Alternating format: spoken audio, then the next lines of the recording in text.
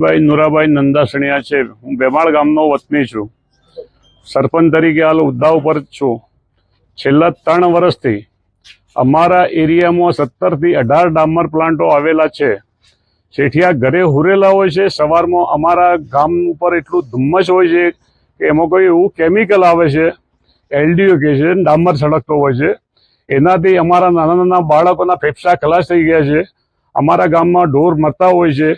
આજુબાજુમાં 200 મીટરની ખેતીના આડીને કોઈ છેડા પ્લાન્ટો નાખેલા છે, તો એમને એક બધું કિલોમીટર 5 કિલોમીટર 2 કિલોમીટરની રેન્જ હોય છે।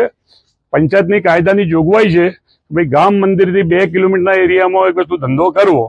ડામર પ્લાન્ટો આ લોકો અહીંથી એક લઈ જઈને કોઈ બીજા એરિયામાં જો કદી ચલાવી શકે, પણ અમારા ગામની એક બધું નબળી નસ બાળી અને આ લોકો બેફામ એક વસ્તુ સવારમાં પ્લાન્ટો ચાલુ કરી અને અમારા ઢોરો, અમારા છોકરાઓ, મારા નાના નાના બાળકો, બરોબર છે, અને આજુબાજુમાં જે છાપરાવાળા છે એમનો ઘાસચારો બી ઢોર ખાતા નથી। તળાવનું પાણી છે એમાં બી કોઈ ઢોર કે બકરા હાલ પીતા નથી।